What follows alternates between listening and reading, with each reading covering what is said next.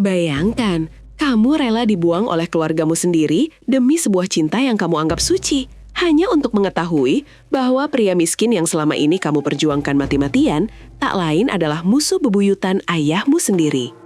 Kisah tragis ini dialami oleh seorang pewaris tahta kerajaan bisnis raksasa. Ia adalah sosok wanita sempurna, hidup bergelimang harta sejak lahir, dikelilingi oleh para pelayan dan fasilitas mewah tiada tara. Namun, di balik semua kesempurnaan itu, ada sebuah kekosongan emosional yang menganga di dalam hatinya. Ia merasa terkurung dalam sangkar emas keluarganya, haus akan kasih sayang yang tulus, dan muak dengan orang-orang yang hanya mengincar kekayaan ayahnya. Di tengah rutinitasnya sebagai calon penerus perusahaan sang ayah, matanya tanpa sengaja tertuju pada seorang pria muda yang bekerja sebagai petugas kebersihan di lobi perusahaannya. Pria itu tampak sederhana, selalu bekerja keras dalam diam, dan memiliki sorot mata sendu yang entah bagaimana berhasil menembus pertahanan dingin sang pewaris.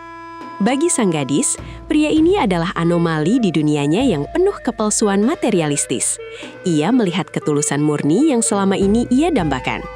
Perlahan namun pasti, rasa iba tersebut berubah menjadi ketertarikan yang mendalam. Ia mulai menciptakan skenario di kepalanya bahwa pria miskin ini adalah sosok yang tepat untuk mengisi ruang hampa di hatinya.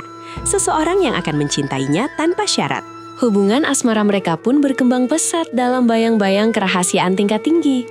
Sang gadis kaya raya mulai menginvestasikan seluruh perasaannya. Secara psikologis, ia mengalami apa yang disebut sebagai sindrom penyelamat, di mana ia merasa memiliki kekuatan untuk mengubah nasib pria tersebut.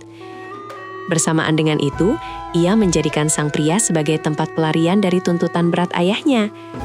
Setiap pertemuan rahasia mereka, setiap senyuman sederhana di taman kota yang jauh dari hingar-bingar kemewahan konglomerat, semakin mengakar kuat di benaknya. Ia sama sekali tidak menyadari bahwa semua momen kebersamaan yang terasa begitu menenangkan itu sebenarnya adalah bagian dari skenario manipulasi tingkat tinggi yang telah dirancang dengan sangat sempurna. Konflik besar pada akhirnya meledak ketika sang ayah yang sangat protektif mencium adanya hubungan terlarang tersebut. Bagi sang ayah, berurusan dengan seorang pekerja kebersihan adalah aib besar bagi garis keturunan keluarga konglomerat mereka yang sangat terpandang. Pertengkaran hebat pun tak terelakkan di ruang kerja ayahnya. Sang ayah memberikan ultimatum yang sangat keras dan tidak bisa ditawar. Tinggalkan pria rendahan itu detik ini juga, atau angkat kaki dari mansion dan seluruh hak waris beserta fasilitasnya akan dicabut secara permanen. Di momen krusial inilah, kebutaan cinta sang gadis mencapai titik puncaknya. Dikuasai oleh emosi buta dan pemberontakan terhadap otoritas yang mengekangnya, ia membuat keputusan paling fatal dalam sejarah hidupnya. Malam badai itu juga, dengan hanya membawa sebuah koper berisi beberapa helai pakaian biasa, ia melangkah keluar dari gerbang mansion mewah yang telah menjadi istananya selama ini. Tidak ada lagi mobil sport mewah yang siap mengantarnya, tidak ada lagi pengawal pribadi, dan tidak ada lagi kartu kredit tanpa batas. Ia membuang semua identitas kebangsawannya ke tempat sampah demi seorang pria yang ia yakini akan menjadi pelindung hidupnya. Di bawah rintik hujan badai yang dingin menusuk tulang, ia berjalan mantap menuju kebebasan palsu yang ia ciptakan sendiri. Dalam benak naifnya, ia merasa seperti pahlawan dalam kisah romansa klasik. Ia tidak menyadari bahwa langkah kakinya malam itu justru membawanya masuk lurus ke dalam kandang predator. Kehidupan barunya benar-benar sangat jauh dari kata nyaman. Sang pewaris manja yang seumur hidupnya tidak pernah menyentuh pekerjaan kasar, kini dipaksa belajar bertahan hidup di sebuah apartemen petak yang sempit, bocor, dan pengap. Ia belajar memotong sayuran, mencuci pakaian dengan tangan, dan menghitung teliti setiap sen uang receh demi bisa makan keesokan harinya. Ironisnya, secara psikologis, penderitaan fisik yang menyiksa ini justru semakin mempertebal dan meromantisasi keyakinannya akan cinta suci mereka. Ia bangga bisa membuktikan pada dunia bahwa cintanya tidak materialistis. Di sisi lain, dari balik punggung gadis itu, sang pria membalas pengorbanan tersebut dengan tatapan dingin dan mematikan, menyiratkan rahasia kelam yang sedang menunggu waktu untuk meledak. Di saat sang gadis malang sibuk mencuci piring dan menjadi ibu rumah tangga yang setia di apartemen kumuh, realitas sebenarnya dari sang pria perlahan beroperasi di balik layar. Identitas miskinnya hanyalah sebuah topeng teater yang dirancang dengan sangat brilian dan tanpa celah. Di balik seragam petugas kebersihannya yang lusuh bernoda, Ia sejatinya adalah seorang triliuner misterius, seorang jenius manipulasi pasar saham yang mengendalikan kerajaan bisnis bawah tanah raksasa. Motifnya mendekati sang gadis bukanlah karena panah asmara, apalagi sebuah kebetulan takdir. Ia sedang menjalankan misi balas dendam kesumat bernada kematian yang telah ia susun rapi selama belasan tahun, menggunakan sang gadis sebagai bidak utama untuk menghancurkan pertahanan musuhnya. Tanpa ampun, badai kehancuran finansial mulai menghantam perusahaan raksasa milik ayah sang gadis secara brutal. Saham perusahaan anjlok hingga titik terendah dalam waktu semalam. Proyek-proyek raksasa bernilai triliunan tiba-tiba dibatalkan secara sepihak oleh para investor gelap. Dan skandal rekayasa keuangan meledak secara serentak di seluruh media massa. Sang ayah yang dulunya berdiri angkuh dan tak terkalahkan di puncak dunia, kini dipaksa bertekuk lutut menghadapi serangan finansial sistematis yang tak kasat mata. Serangan tersebut sangat presisi dan mematikan, membuktikan bahwa sang penyerang memiliki akses ke rahasia terdalam perusahaan. Keluarga itu panik tanpa henti, tidak menyadari bahwa pembocor rahasia itu telah mereka lahirkan dan besarkan sendiri. Berita mengejutkan mengenai kebangkrutan total keluarganya menyebar layaknya api di padang savana, dan akhirnya menyambar layar televisi kecil di apartemen sang gadis.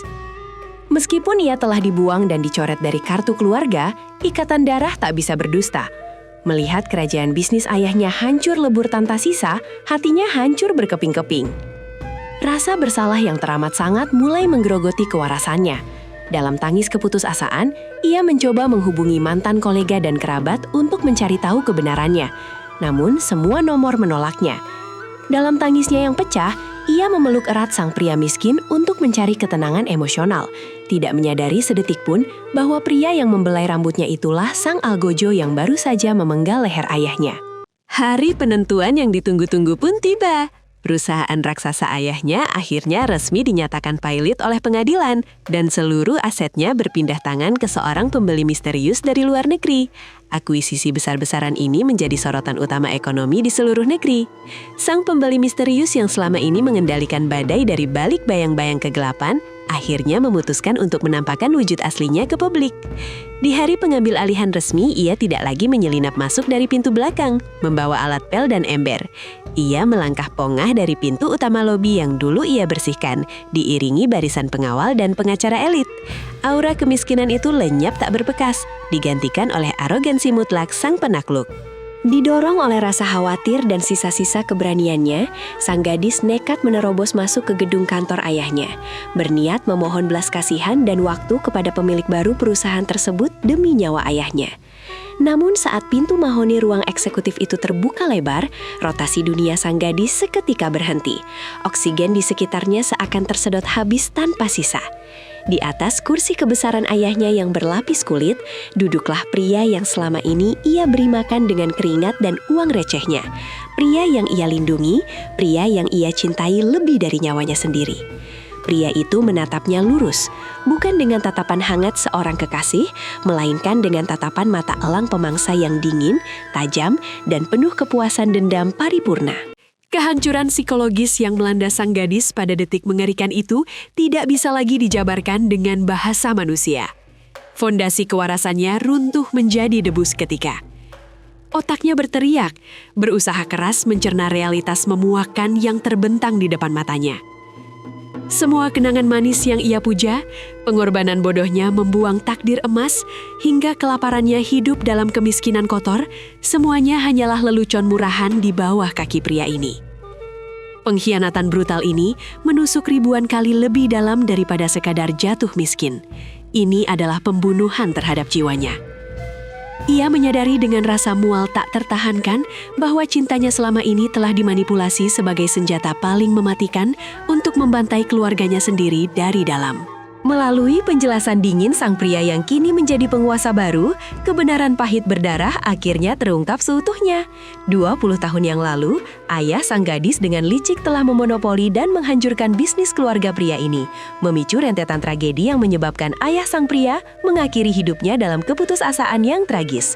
Pria ini, yang tumbuh besar dalam neraka panti asuhan dengan memeluk dendam kesumat sebagai panduan hidupnya, telah bersumpah dengan darah untuk membalas dendam, mendekati sang putri konglomerat konglomerat, memanipulasi ruang hatinya, dan membuatnya membuang ayahnya sendiri adalah hukuman psikologis penyiksaan paling kejam yang sengaja ia rancang demi memastikan musuhnya hancur tak bersisa. Kini, di bawah terik matahari yang menyilaukan, sang mantan pewaris tahta telah kehilangan segalanya tanpa terkecuali.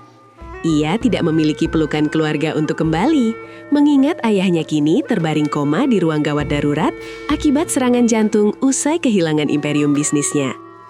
Ia tak memiliki sepeser pun harta peninggalan, dan yang paling menghancurkan, ia telah sepenuhnya kehilangan jiwanya. Hatinya telah mati rasa, membusuk oleh racun ilusi cinta yang ia agung-agungkan. Ia berjalan gontai tanpa tujuan di jalanan kota yang tak kenal ampun, berubah menjadi cangkang kosong yang hanya sekedar bernapas.